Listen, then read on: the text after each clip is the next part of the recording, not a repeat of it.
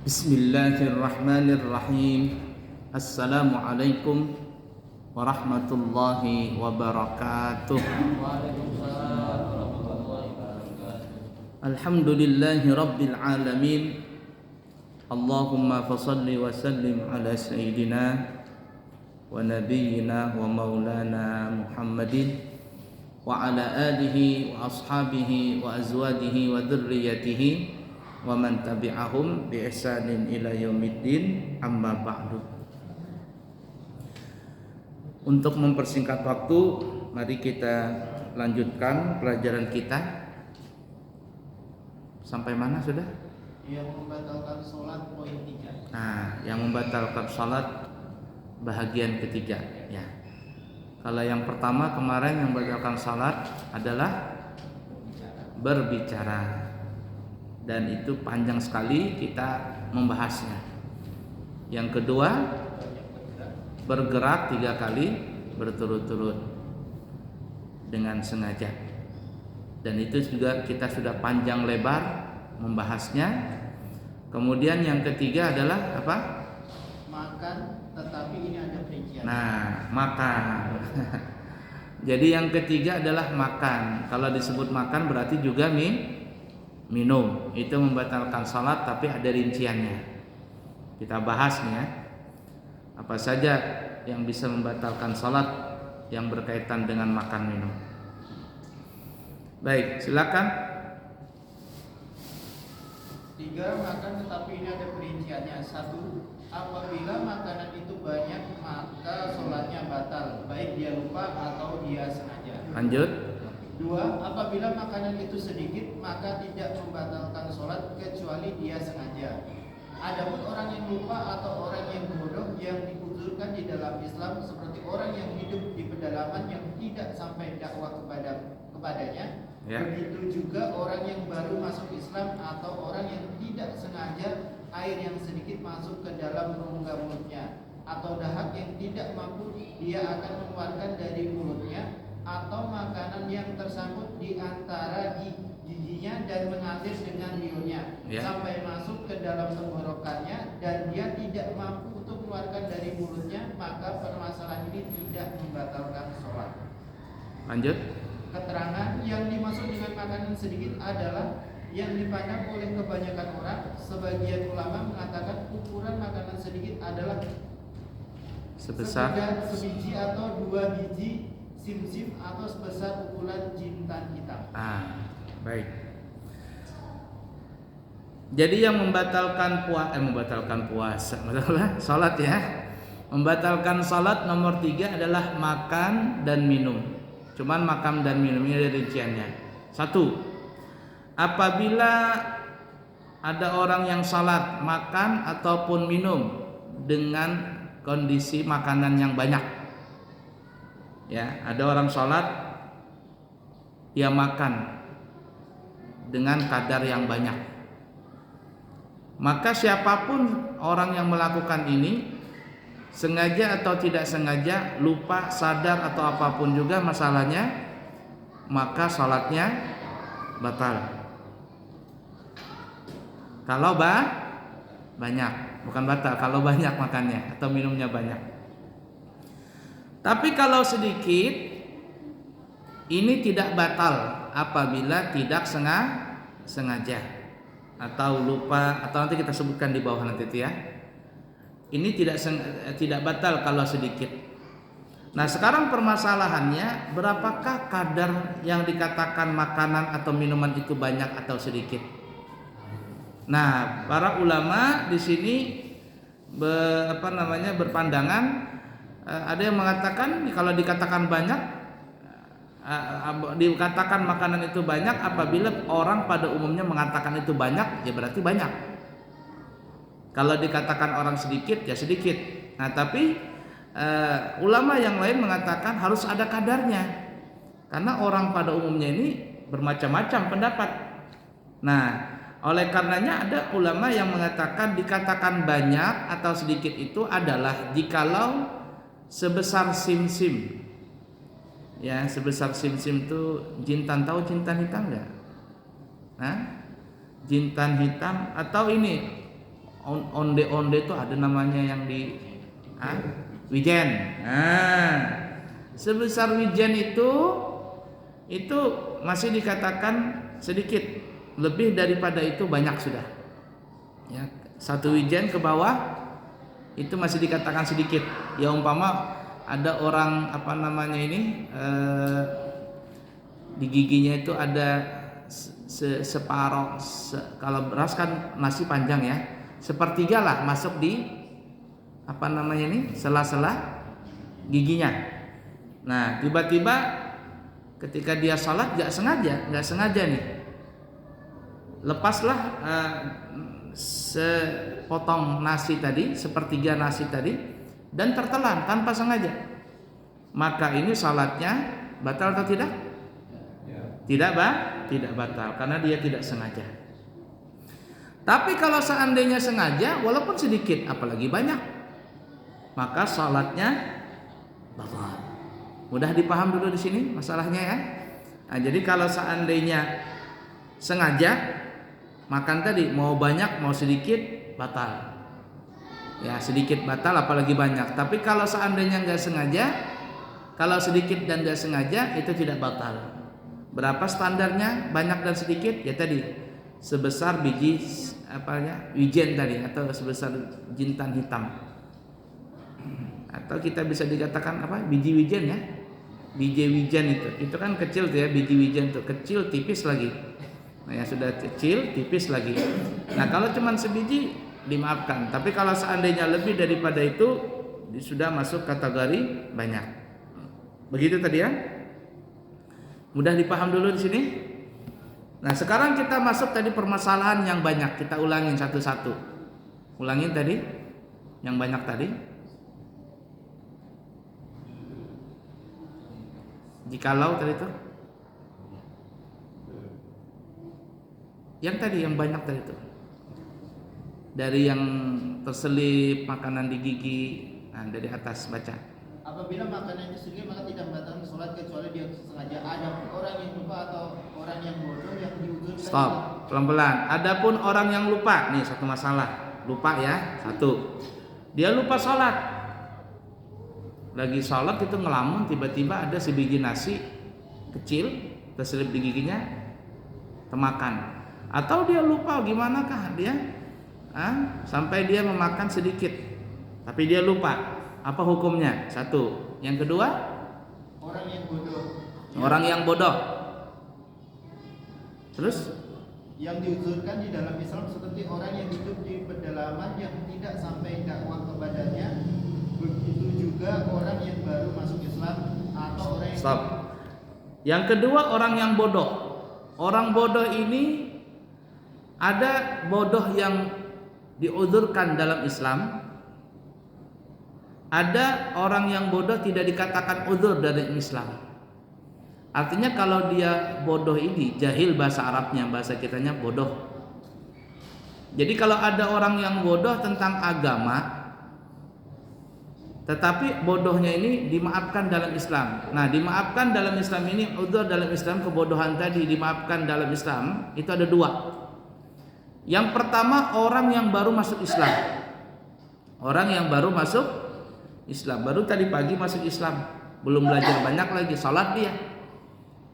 Tiba-tiba dia memakan makanan sedikit. Tapi karena bodoh, sengaja sedikit, tapi sengaja tapi dia bodoh. Kirain kalau sedikit gak batal katanya.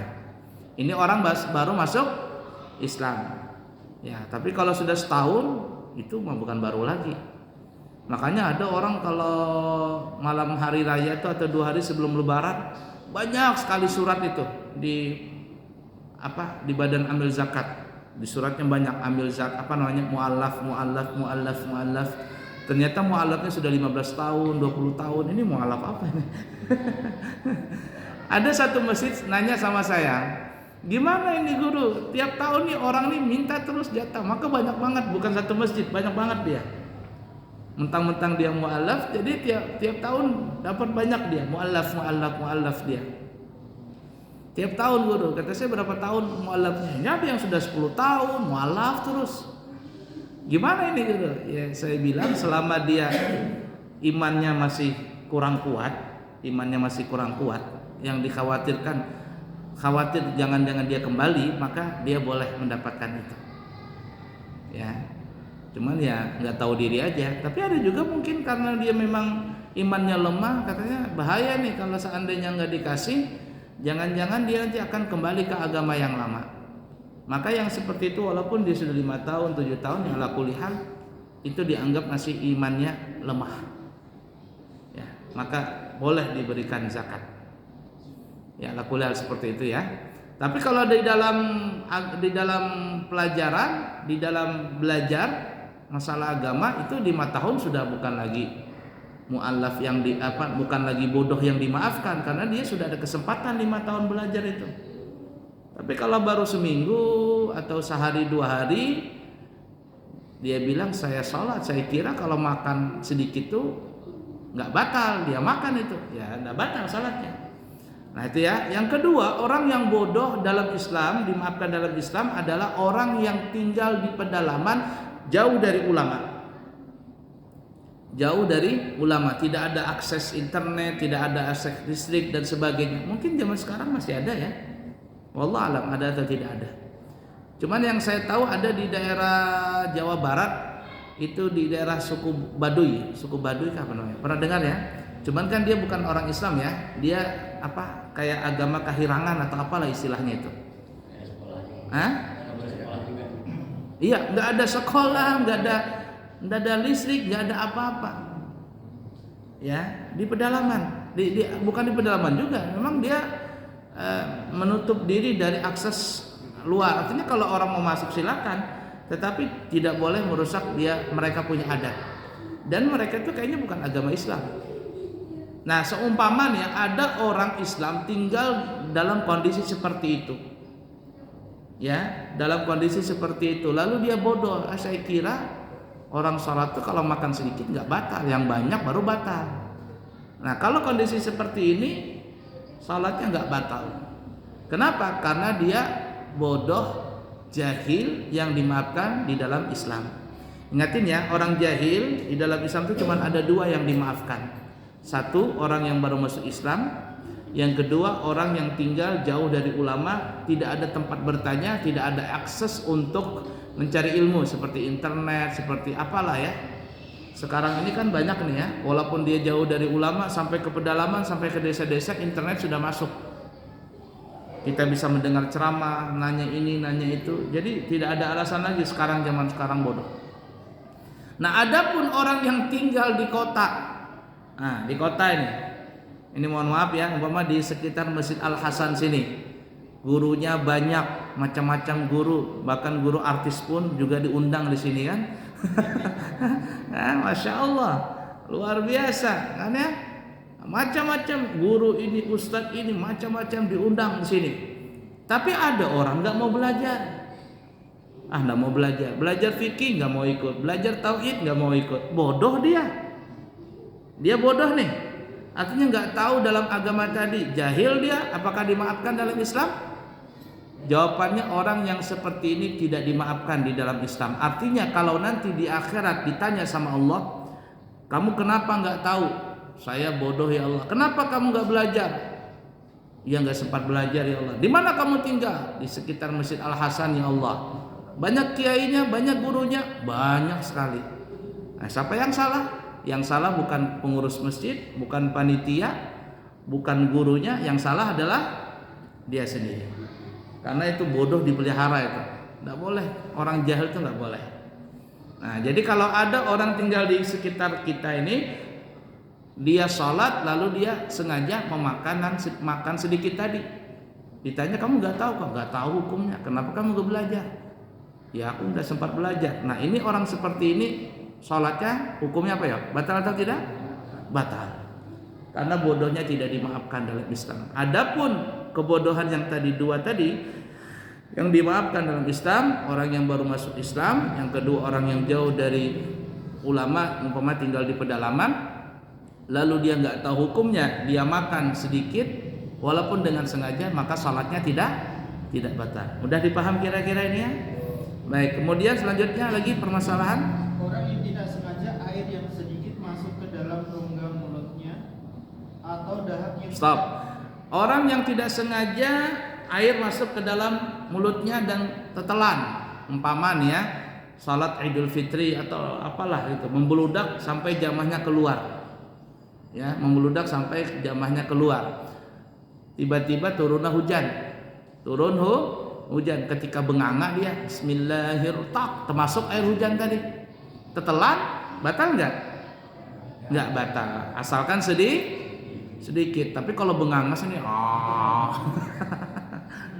ya, sengaja walaupun sedikit batal, apalagi banyak. Nah, umpama ada orang sholat di bawah AC sini nih, di bawah AC. AC-nya ada bocor atau apa begitu. Terpeciklah air AC tadi, tetelan. Tapi enggak sengaja dan sedikit, batal tidak? Tidak batal. Mudah dipaham kira-kira? Baik, lanjut. Dahak yang tidak mampu dia akan mengeluarkannya dari mulutnya. Dahak yang dia tidak mampu mengeluarkannya, ya, bagaimana lagi sudah keselak, ya paham aja lah. Dahak itu kan bukan liur ya, dahak itu bukan liur. Jadi kalau dahak itu kalau sudah sampai di permukaan mulut kita ini, dalam mulut ini, tidak boleh ditelan, batal salat kita. Puasa aja begitu, kalau puasa ada dahak nggak boleh ditelan. Tapi umpama ada orang sholat tiba-tiba bersin kah apa, tak keluar, tetelan lagi, dah sengaja, batal salatnya? Tidak batal. Tapi kalau sengaja dikeluarkan dahaknya, telan lagi, vitamin E katanya. Apa ini? Batal salatnya. Baik, lanjut masalah selanjutnya. Makanan yang tersambung di antara giginya dan mengalir dengan liurnya. Nah itu ada sedikit makanan, biji biji lombok kah, apakah begitu ya, di gigi nih. Pas salat umpama, dah sengaja tetelan, terlepas dari gigi tetelan, dah sengaja, tapi sedikit ya, maka salat batal atau tidak? Tidak batal. Tapi kalau seandainya terlepas dari gigi, kita bisa keluarkan, maka wajib kita keluarkan, jangan kita telan tadi. Mudah dipaham kira-kira? Baik, tapi kalau sisa makanan itu nggak apa-apa ya. Maksudnya bekas. Contoh umpama ada orang makan sambal, pedas nggak sambal tuh? Pedas. Dia sudah kumur-kumur, semuanya bersih. Ya, kemudian rasa pedas itu masih ada.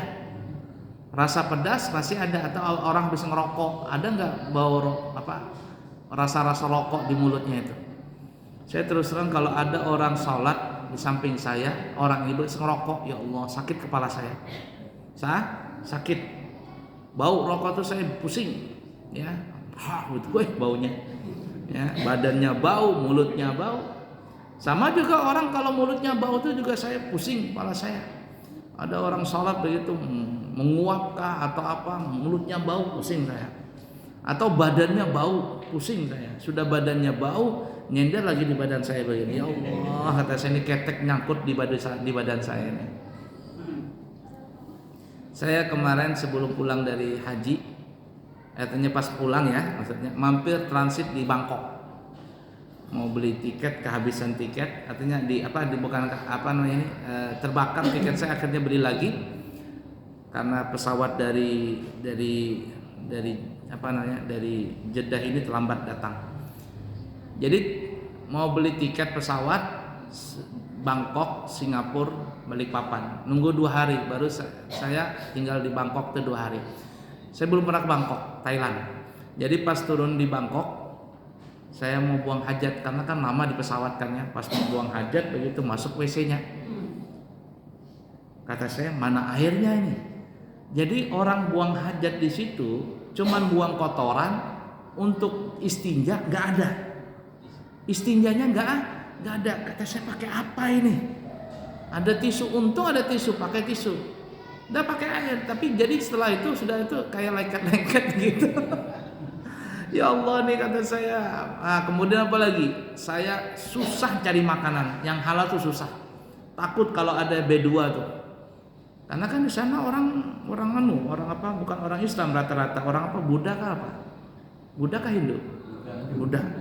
Hindu di Bali ya. Buddha. Buddha. Kemudian apa lagi? Bau, orangnya banyak bau. Itu perempuan-perempuan, laki-laki sama aja. Kalau perempuannya nggak karuan lagi sudah. Makanya kalau kita ke Bangkok tuh kalau nggak kuat-kuat iman bahaya. Kita ke sana harus pakai kacamata kuda. Itu paha tuh bahamburan. Ya, paha itu artinya sudah ndak karuan sudah. Belahan dada tuh aduh ndak karuan sudah. Baju singlet ndak karuan tebang dah, kata saya. Allah, ini begininya, ampun saya di Bangkok ini. Terus apa lagi? Bau orangnya, bau, kata saya, kenapa bau banget orang-orang Thailand ini? Mungkin karena faktor makanan ya, faktor makanan tuh, kata orang sana itu kalau jengking apa-apa dimakannya itu. Apa ya, mau udah tahu ya dah. Pramugari di pesawat tuh, pramugari lewat di depan saya, bau. Ini pramugari apa, kata saya.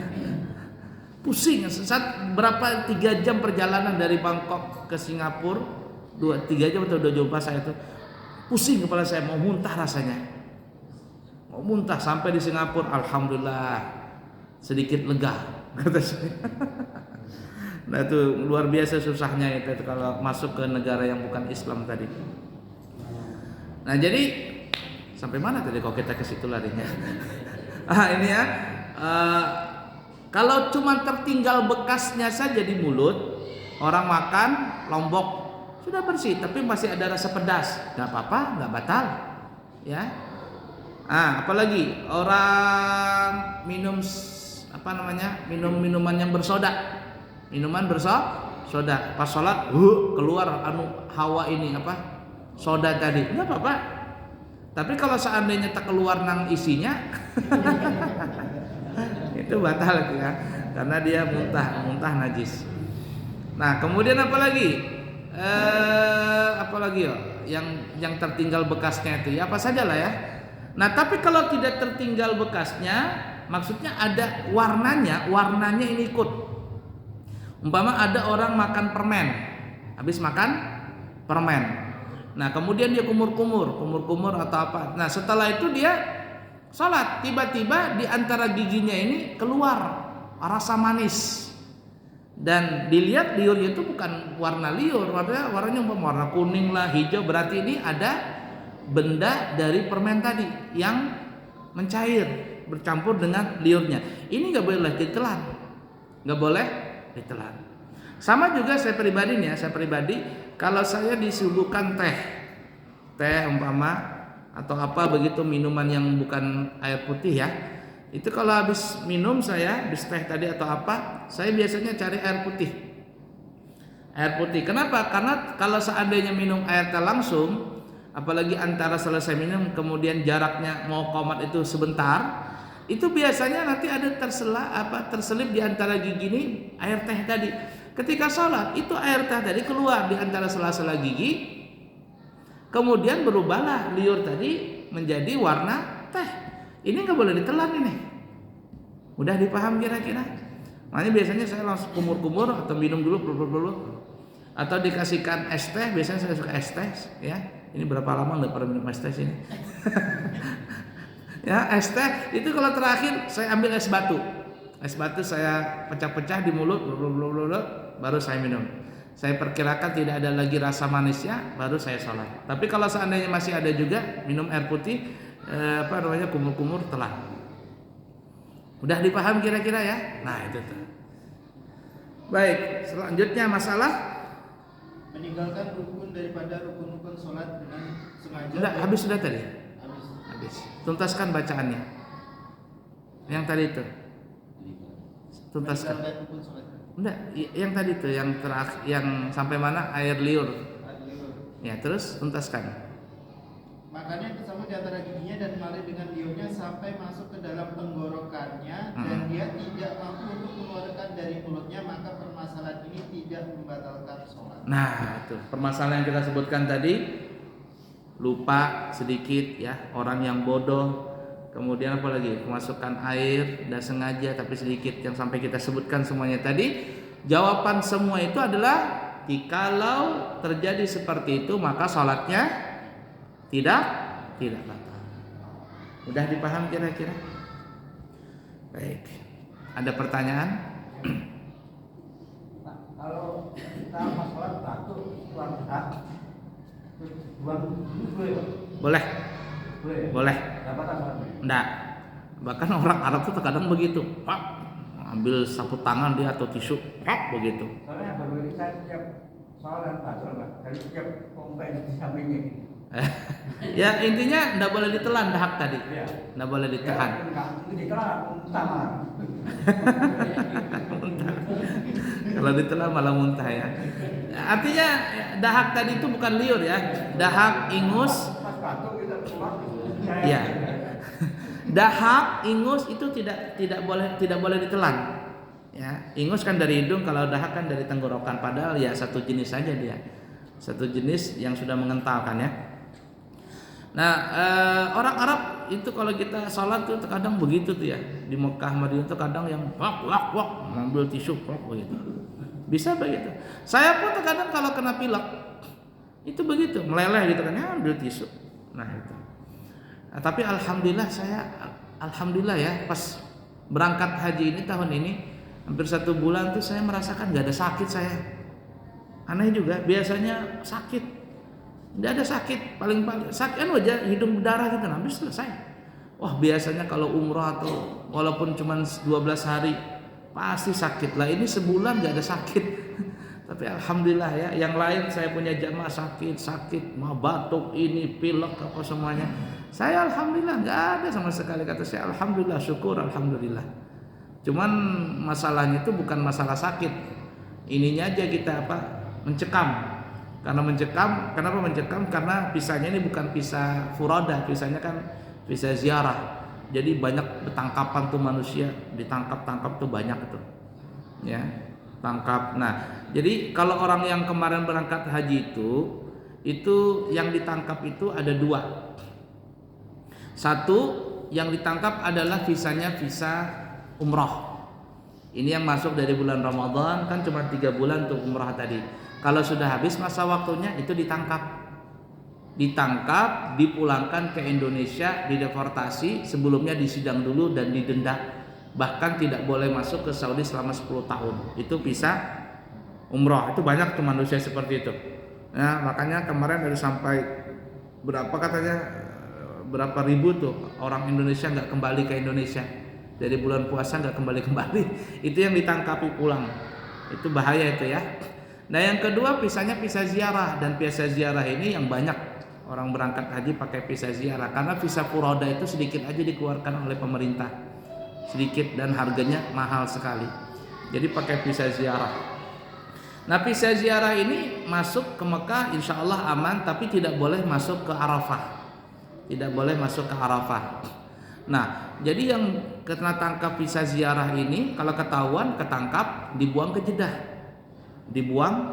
Jeddah, tidak dibuang ke Indonesia, karena visanya visa resmi. Itu boleh setahun bolak-balik ke Saudi, dan tidak boleh dilarang masuk ke Saudi visa ziarah itu. Yang dilarang itu ke Arafah saja. Jadi tidak boleh, kalau ketangkap dibuang ke Jeddah. Nah setelah dibuang ke Jeddah sama polisinya, kata polisinya kalau mau masuk lagi ke Makkah silakan aja katanya. Tapi cari jalan sendiri, artinya cari jalan tikus lah atau apa. Nah, makanya ada yang lewat padang pasir.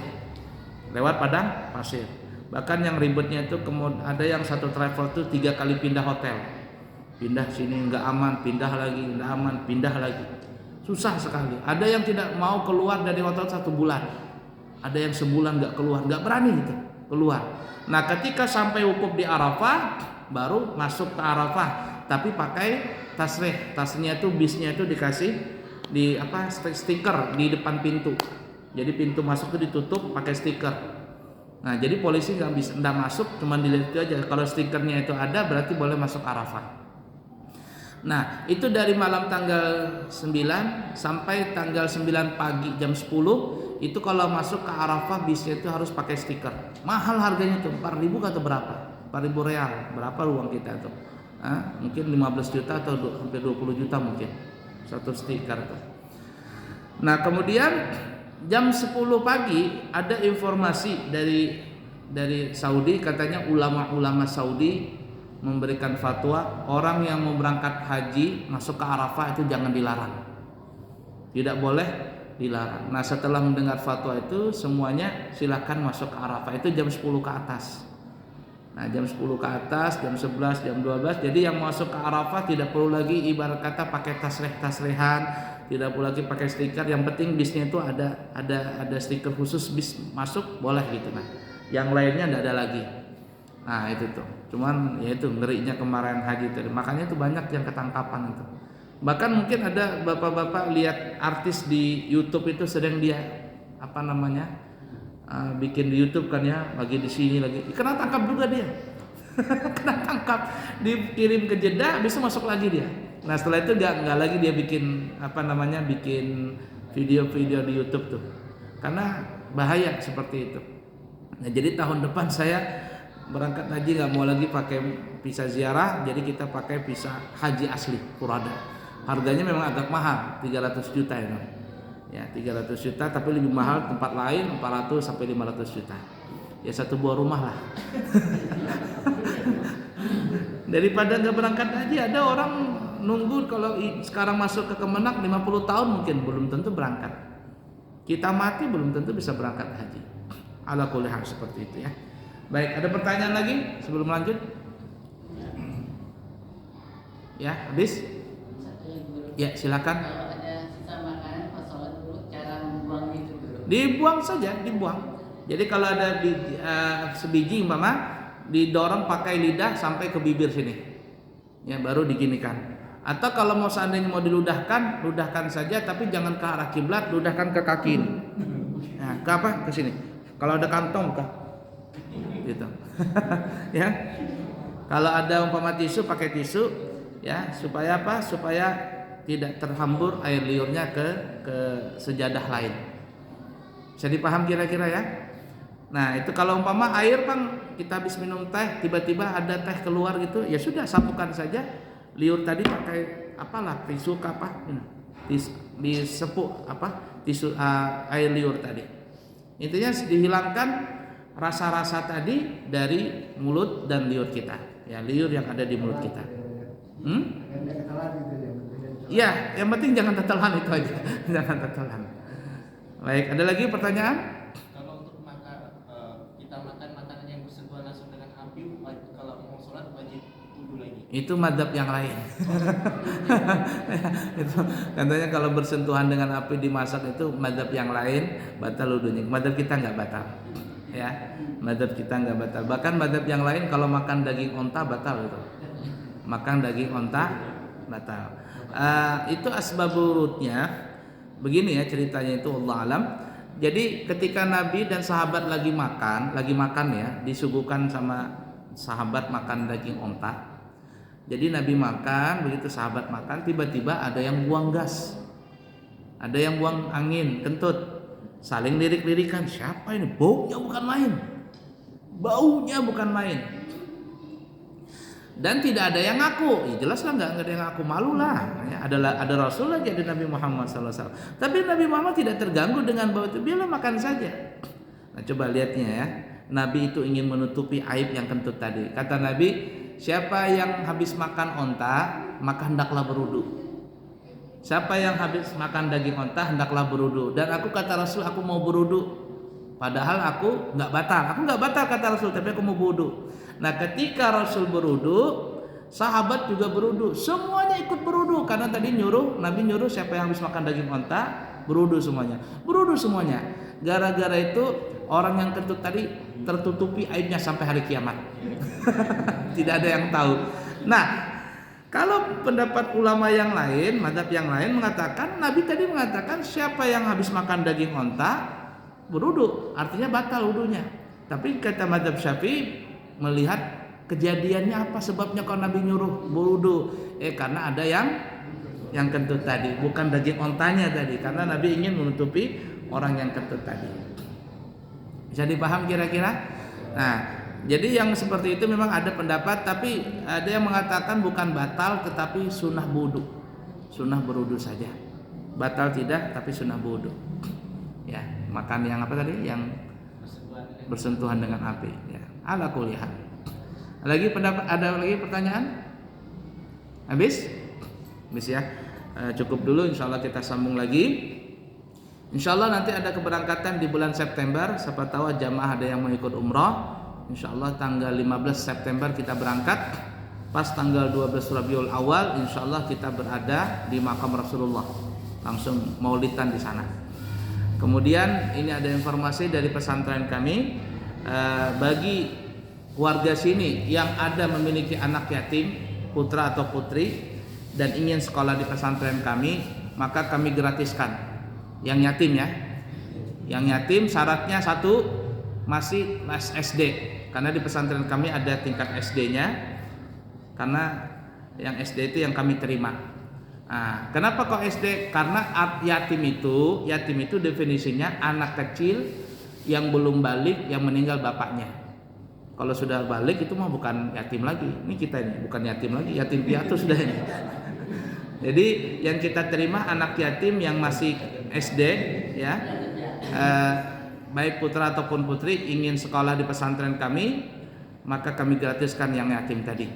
Kemudian syarat yang kedua, mamanya nggak nikah lagi. Ini kalau mamanya nikah lagi, itu bukan tanggungan saya yatim, itu tanggungan bapak yang baru ya. Ya, tanggungan suaminya yang baru. Nah, jadi syaratnya itu kalau ada yang kepingin sekolah ya anak yatim di pesantren kami, insya Allah kami gratiskan. Begitu juga duafa. Duafa itu ya bahasa kita apa dibalik apa? Gakin ya. Gakin itu apa bahasanya? Golongan warga miskin. Gakin golongan warga miskin. Nah, kalau ada yang seperti itu anaknya mau sekolah, baik dia punya bapak, punya ibu, enggak apa-apa lah kita terima, asalkan syaratnya dia punya surat gakin tadi.